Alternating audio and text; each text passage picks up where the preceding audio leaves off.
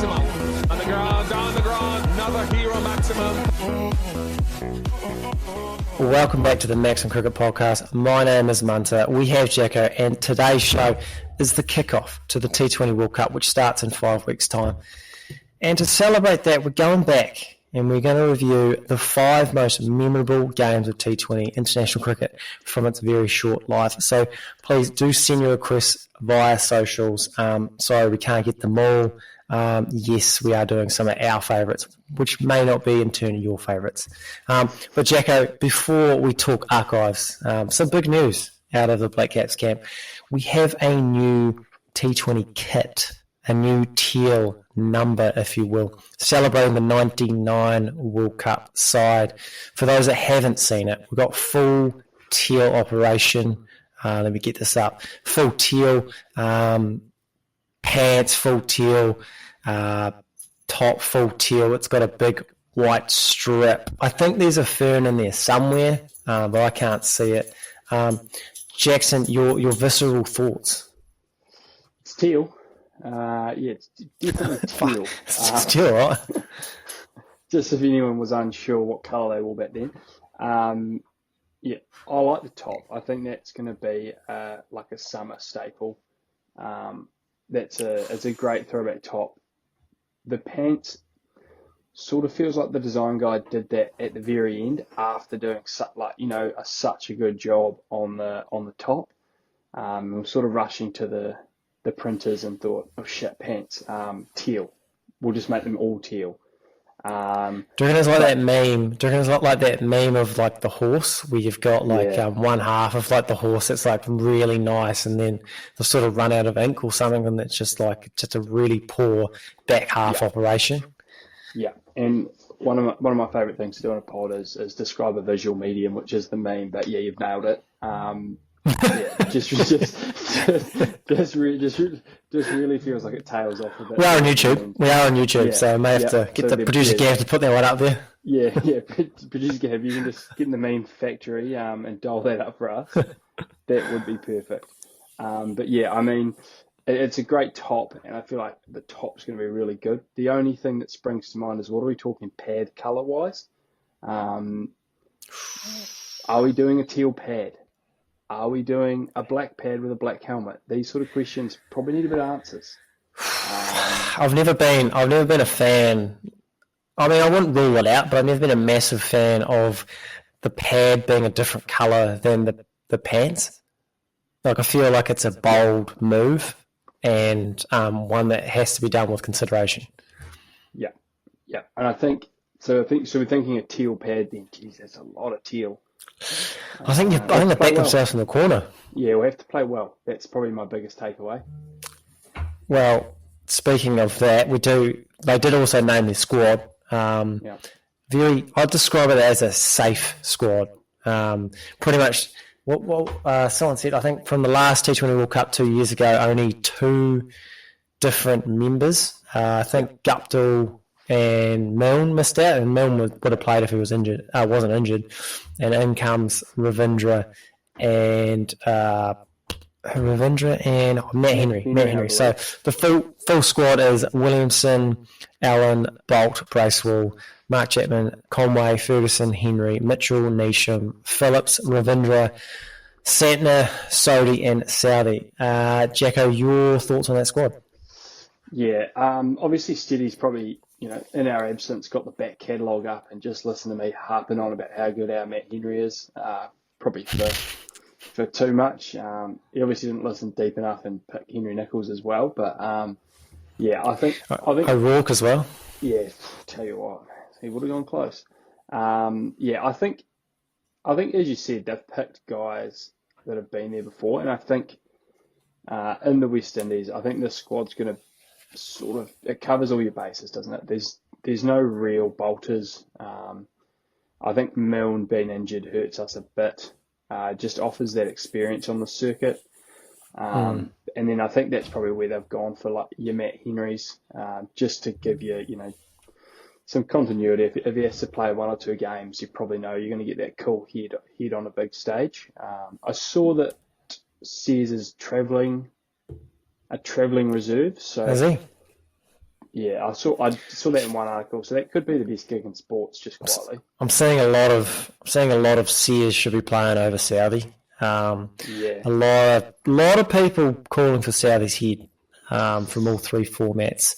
We've had a few discussions. Probably not overly as keen as some of the public to sort of be off with his head, but he's probably the one member of that T20 side that I like. If someone's going to miss out, it probably is Southie. Where are you on the Southie train?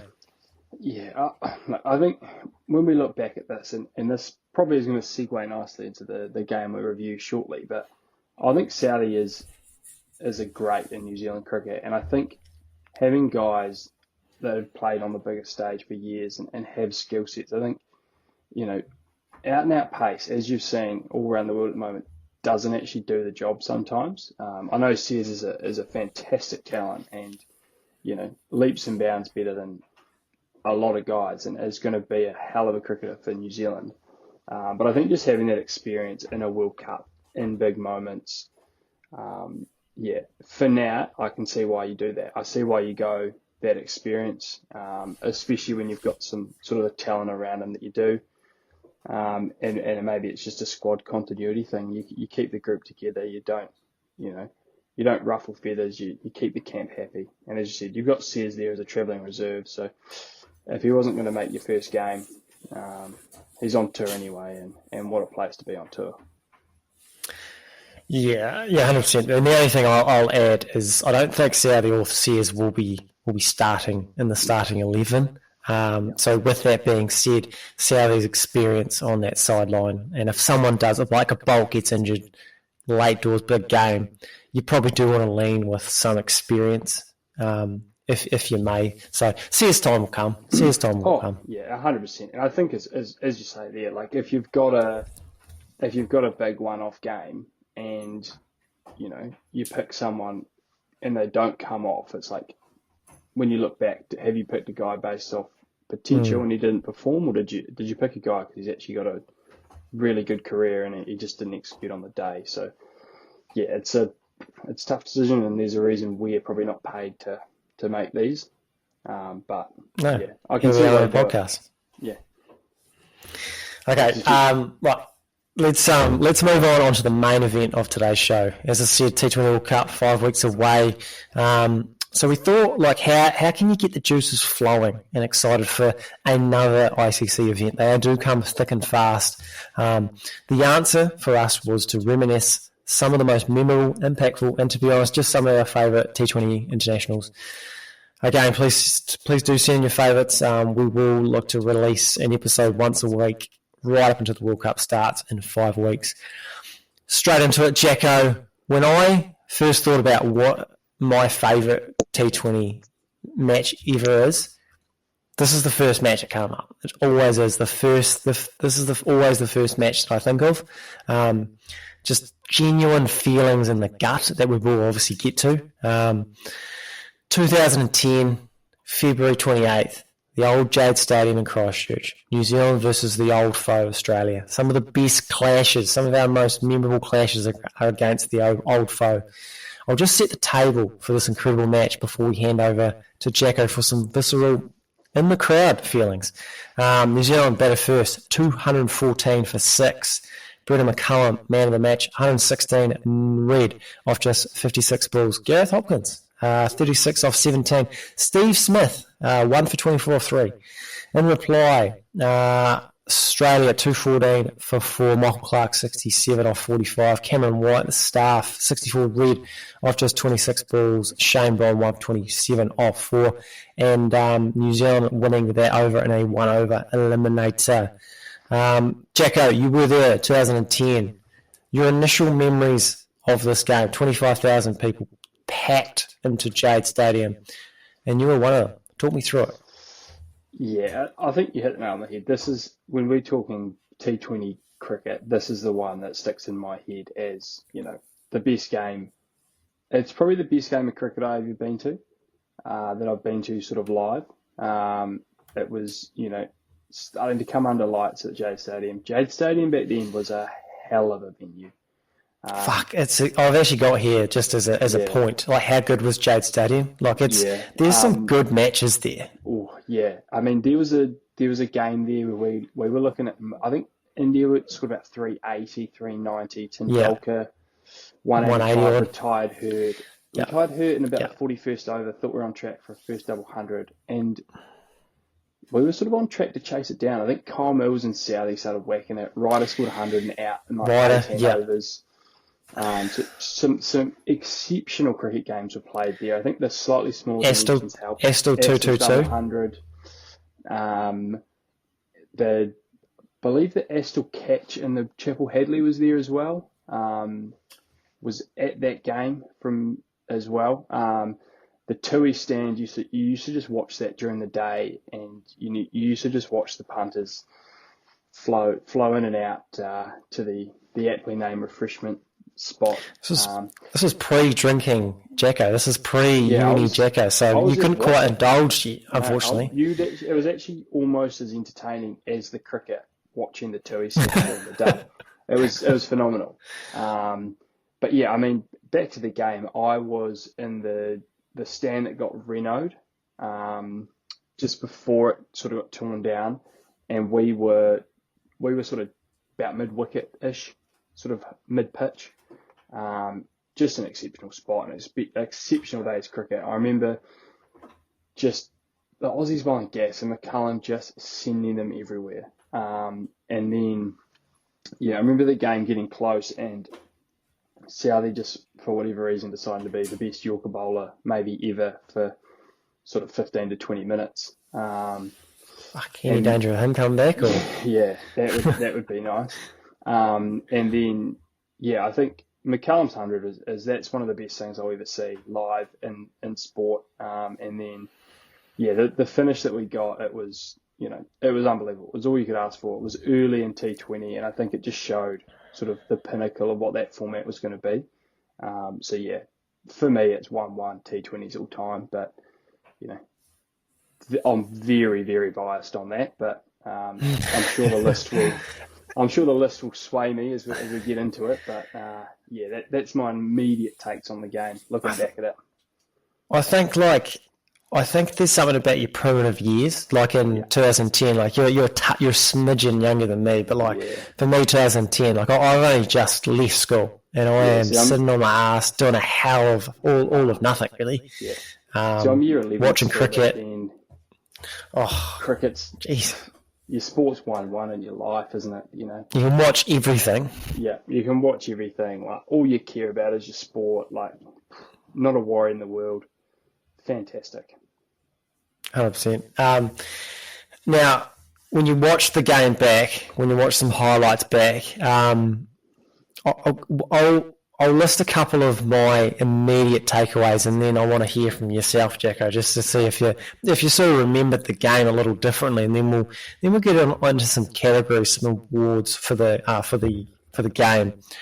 But this felt like.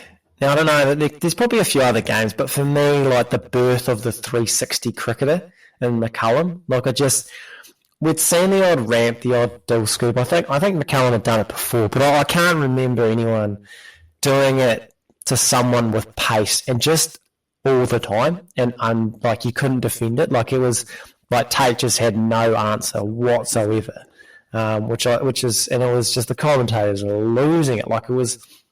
You see it nowadays, and it doesn't quite hit the same. No. And then looking back, this New Zealand side very average. We've got Australia 3 guys touching 150, and then they had Mitchell Johnson on the bench, so you could have had 4 guys touching 150. We've got Franklin and Oram with the keeper up to the stumps, struggling to get it down at 130. This was a one-man show. This really was. Yeah, I mean, we'll probably get to this further on, and I've just read Peter Ingram's wicket dismissal from Cricinfo at the time, which is 151 kph. Good length from Tate. Ingram plays down the wrong lines and is bowled. It just doesn't seem as if he picked that one up or any of the 3. which probably sums him up as an international cricketer, if I'm honest. Oh fuck! I've got a bit on England for which age are the worst, but that's a hell of a passage. We'll get to that further, but I think that just probably sums up we were maybe overmatched potentially, but I think you nailed it really with we were potentially quite an average side, but I think also the brand innovation gets thrown around a lot. I think when guys reverse and stuff, that it's still called innovative, which I don't believe it is anymore because it's been done and someone's come up with it. But I think this was when we actually were seeing that innovation. I think the Dill scoop was there, and then McCullum sort of had his take on it. And to have the balls to, get down and basically lie down in front of a tape, 150k plus ball screaming at you, and then just, flick it over the crowd. It was actually truly like you were seeing something for the first time. And it was actually shocking to see because you'd never sort of seen it. So, I think that's probably what I sort of remember is it actually did feel like you were, seeing something innovating. You were seeing some things for the first time, which was, added to the excitement because McCullum was, being successful with it too. I remember there was a line. I don't know word for word, but Smithy was in Colmox just on fire. As he always is. Yeah, just for a change. And it was one of the scoops, and he basically suggested there's going to be there's going to be a rise in dental bills for all around the country just from kids doing the scoops, and everyone was doing the scoop after that. I immediately started trying to put that in my bag. Yeah. Realised it was really difficult. Started in the third grade net. And then went up from there. Didn't do it at any sort of pace, but just everyone wanted to try it. It was so new. Yeah. It was also just even scoring hundreds at that time. I think was still quite a shocking thing. How's a guy scoring 100 and within 20 overs? I think it was still this game was 2-14, played 2-14, and that felt like a big target back then. I think now that's sort of almost par in some parts of the world, but back then that felt IPL. Yeah, that's 30 short in the IPL. Yeah, fuck it. Okay, we're sort of touching on a few categories, so we'll move on to some categories. Some sort of where we sort of hold some awards for the game, and then we sort of. The first one is it's the Bradman Award for the best stat of the game. Now, obviously, Bradman just has all the stats. That's why this is named after the great man. There's no better stat than 99.94. So rightfully, he gets the naming rights for this this prestigious award. So Jacko, I'll read off a couple of options, and then if you've got any, just list them as well. So you mentioned about it was really early on in T20 hundreds. This was actually the second T20 International 100 after Chris Gale. They were both off 50 rocks. In 2010, McCullum won the T20 Performance of the Year at the ICC Awards. He beat Michael Hussey's 60 not out off 24 rocks in the World Cup semi. Ryan McLean's 5 for 19, and Jay Warner was on there twice for 100 off 64 against Zimbabwe and 98 red off 56 against the Windies. Hopkins and McCullum put on 68 off just 30 balls, which was the highest T20 partnership for New Zealand for the 5th wicket. He also broke the record for the 7th wicket with his brother Nathan. Jacob Orham's 4 overs for 52 were the most expensive figures for New Zealand in the T20 International. It's now Ben Wheeler with 3.1 overs, none for 64. Jesus. Not really a stat, but just worth noting that in the highlights package, Tim Southey bowled a ball at 144 clicks at 21 years of age. Now he's at 124 clicks. Jacko, any of those sort of stick out as just as the best stat? Yeah, I mean, it is hard to go past McCullum's. As you said, second 100 at the time. It was quick fire. I think it's not a stat, but it just looking again at this, just the way a T20 scorecard works will just always fascinate me. You look at that New Zealand scorecard and you think 116, 17, 36, not much in between. We've scored, maybe 170. I don't know. And we've scored 214 with like no trouble at all. So that's just a wee side note. The Aussies the same. You sort of see 4 scores and you think, oh yeah, 180, but they balloon out. But yeah, I think the McCullum, Jacob Oram one probably just shows where we were sort of lacking as a that side. bowler. Lucky Nathan didn't get 4 because he would have gone for 60. What was those figures? 401. What was he none, none for 17 off 1. Yeah. But okay. I mean, McCullum's 100 is what this game sort of is remembered for. So it has to be the stat of the game. Yeah, I can't argue with that. That's a good way. That's a good stat. The Glenn McGrath 2005 Ashes Award for the turning point of the game. Now, this is named after when Glenn McGrath stood on a ball in the 2005 Ashes. The exact point that whole series turned on its head. We've got here Sean Tate pulling the fingers at Brendon McCullum after cleaning up Peter Ingram. Daniel Vittori giving Tim Southee the ball in the 20th over. The first scoop McCullum played. McCullum charging Tate the first over and taking a boundary. Just a statement jobs after getting a roll in the first game. And just a wee shout out to Gareth Hopkins' innings when he came to the crease. The score was 77 for 4 after 11 overs. So, yeah, those are my options. Anything else there, Jacko, or you think the winner's already there? I do remember being there. I remember Southie's super over was exceptional, I think. And I know the game had so much up to that point. But it did just feel like, a super over. They had some stars. It felt like we'd sort of snuck to that super over. It didn't really feel like we should have got there the way Cameron White sort of batted. And then to be only chasing, I think it was like 9 or 11 or, it wasn't. It was only like 5. It was bugger all. It was. And so I don't know. It just felt like Southee bowling to those guys. Green was set. Warner's explosive. It felt like small ground too. Like, let's not forget, this game's had 400 runs scored over 10s, and Southee goes sort of for 5 off his super over. So a super over, not really a turning point, potentially, but I felt like they had a lot. Maybe the first Yorker. Yeah. They sort of had a lot of momentum going into that super over. The 100 was almost long gone, and it just felt like Southee really wrestled that back to a game we could, eventually did win. But yeah, for the game to go at 10s and him to go for 5 off the super over was pretty wild. Yeah, I like that.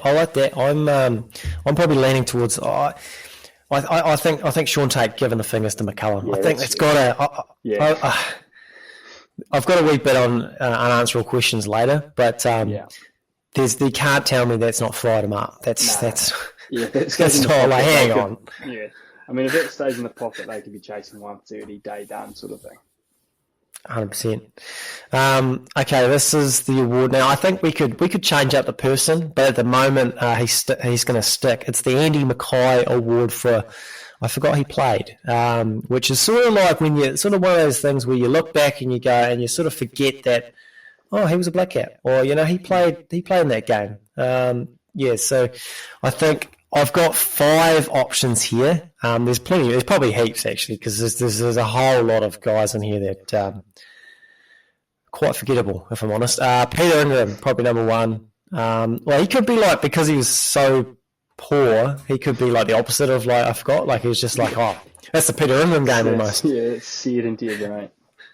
I've got Gareth Hopkins. I must admit, I remembered it once he got to the crease, but I forgot how pivotal his role was. Yeah. Something that shocked me, James Franklin coming in at 5. That took me away. It blew me away a wee bit. Steve Smith bowling. Just always looking back, you're sort of double taking. You forget that's right. No, he used to be a leg spinner first. That's what happened. and Travis Burt got a thanks for coming. Didn't bowl and didn't bat, so very forgettable outing indeed. Any of those tickle your fancy there, Jacko? Yeah, I think Gareth Hopkins one is I couldn't have told you he played in this game to save my life.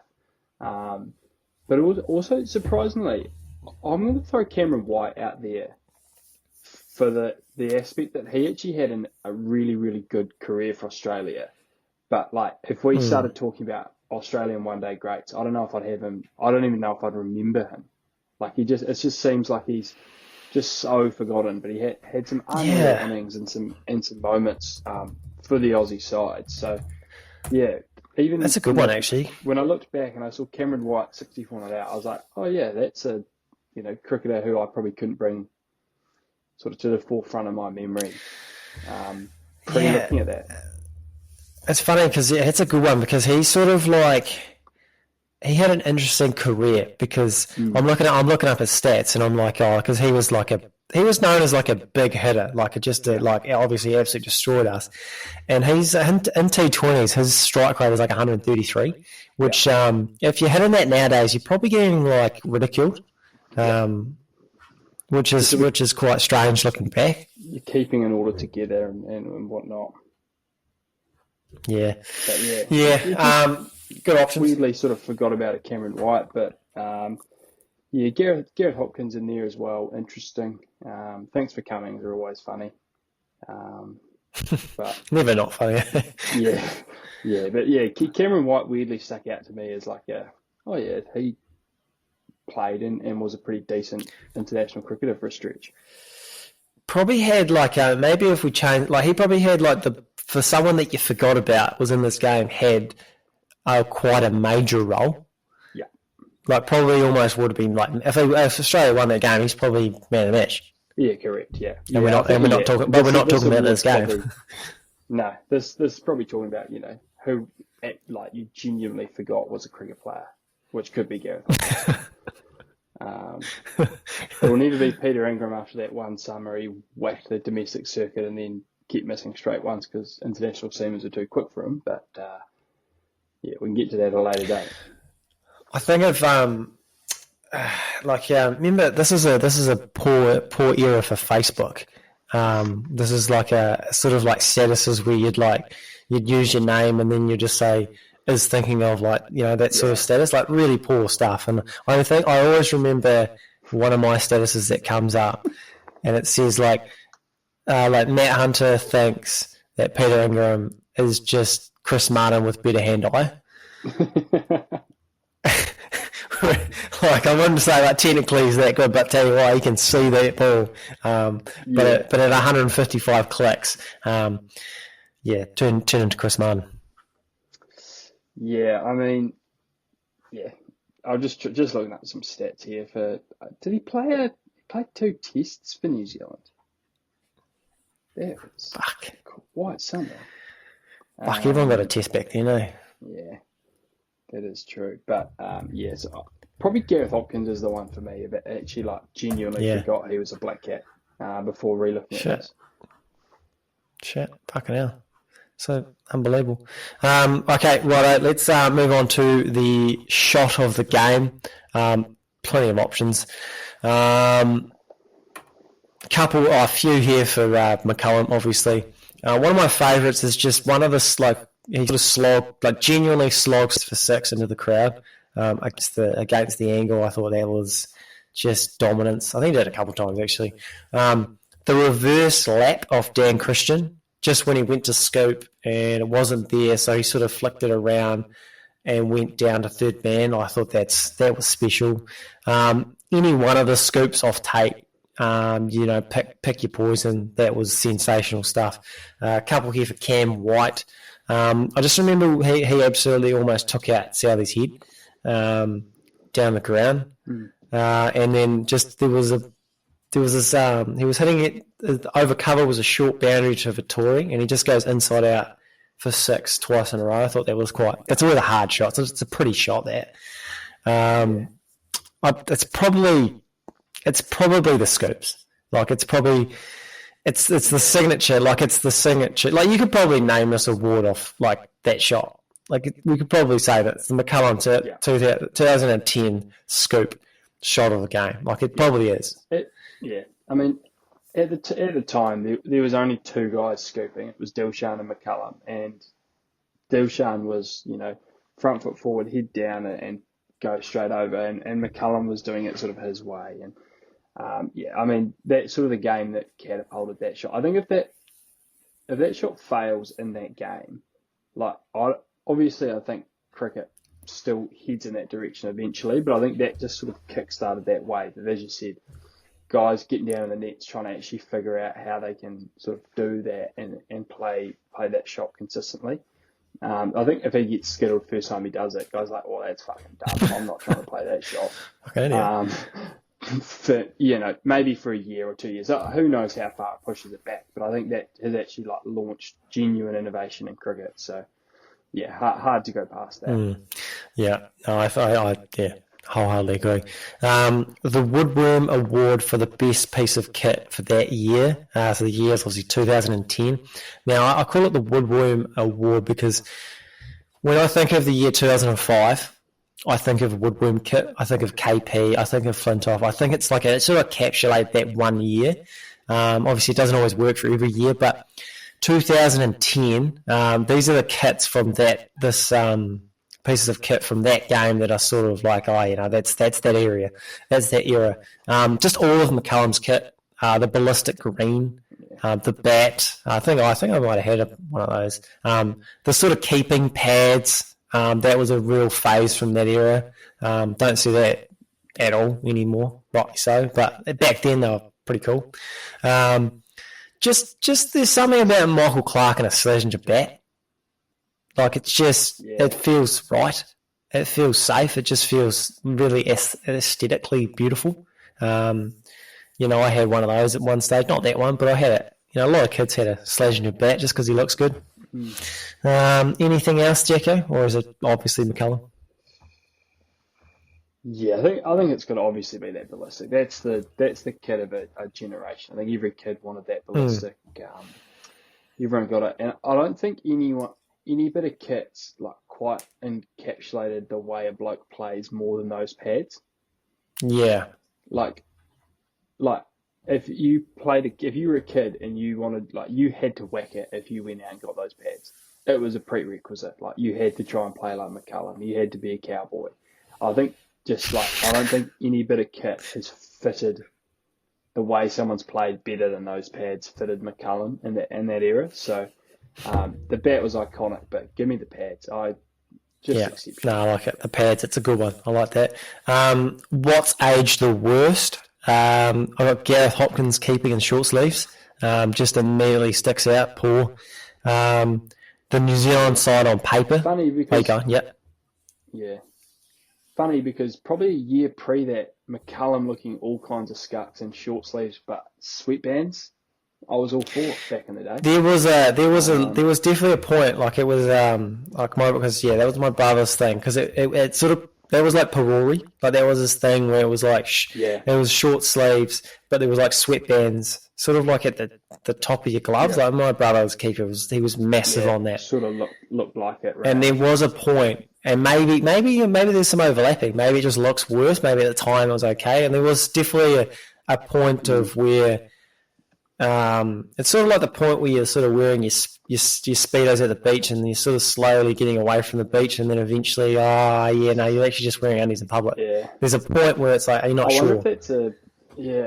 I wonder if that's just sort of a scucks to short sleeve ratio, because bit about Parori, plenty about McCullum, maybe a touch less about Hopkins.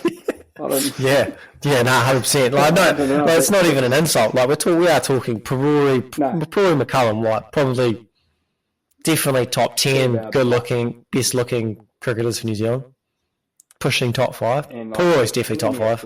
Yeah. I mean, Parori McCullum, probably haven't had someone like McCullum until Finn's come along in terms of just that bit about them. He's in his own wee stratosphere. Yeah, currently. I've also got here the New Zealand side on paper. I've got Franklin, Oram, they're playing probably 0 games for New Zealand nowadays. We also had the New Zealand kit. Didn't know why we needed gold in it.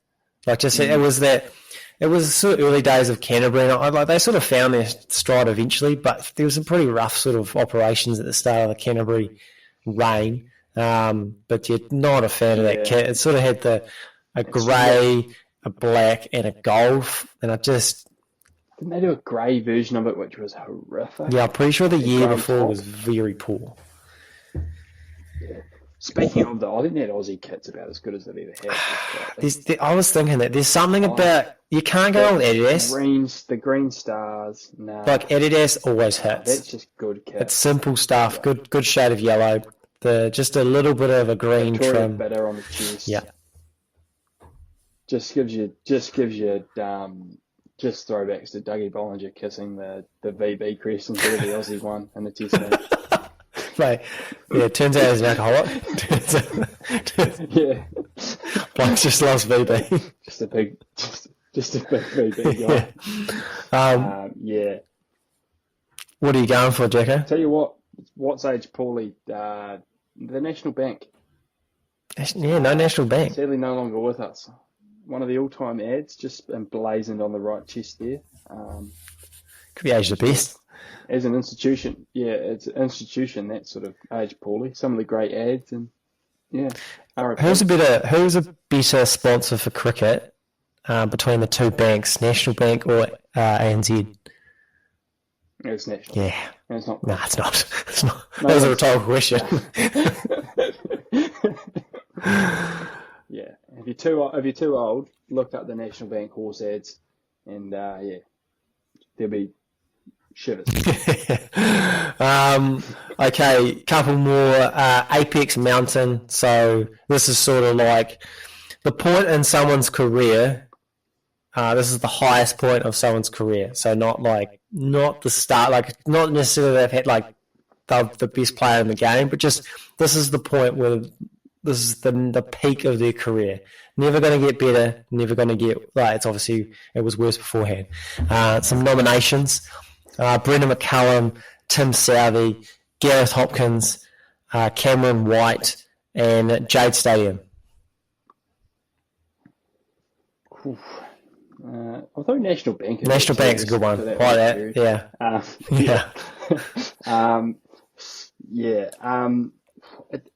It's tough. It feels like that was Southey at his best as a T20 player. As a death bowler. I don't know why it felt. Yeah, it just felt like as a death bowler. I mean, hard to. Jade Stadium is an all-time venue. I think where the Crusaders play there and the horses come around and the castles there. Jade Stadium has so many good memories. I think you'd struggle to give that its apex. It's actually, to be fair, it's probably Gareth Hopkins. I think that's as good as he can ask. That was my career. One. Yeah, I think maybe Cameron White, but I'm pretty sure he's had some better stuff around there. But he's probably had some big hundreds and some match winning stuff. I think that's probably, for Gareth Hopkins, that's probably, and he looks back on his career and love to have him on to talk it through. But that's probably the one game he would be telling the grandkids about and whatnot. Yeah, that 36 becomes the game too. That 36 has become a 50, has become a 60, is over the years. Tate Nannis Harris bowling 173-ish. Don't worry about looking up the footage. They didn't have the guns back then, that sort of thing. So,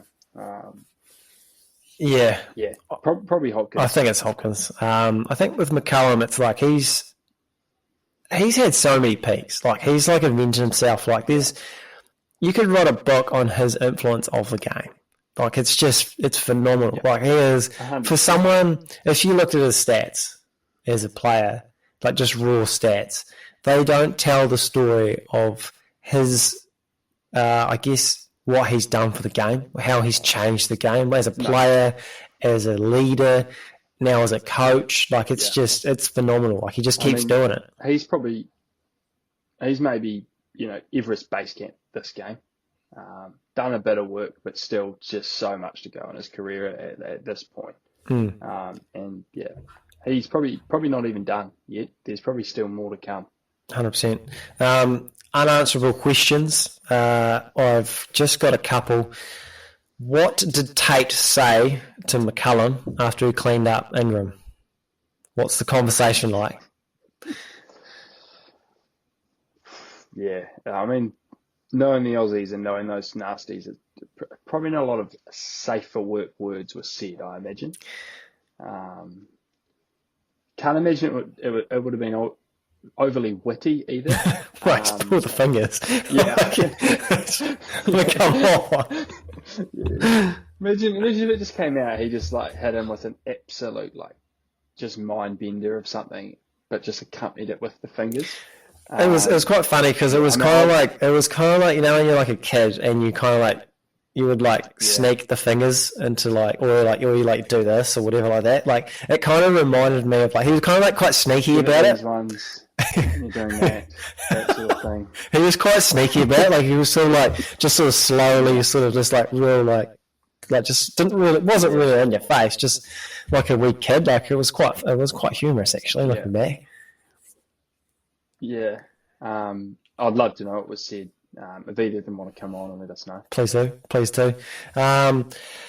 You can only pick one: Jade Stadium or Hagley Oval.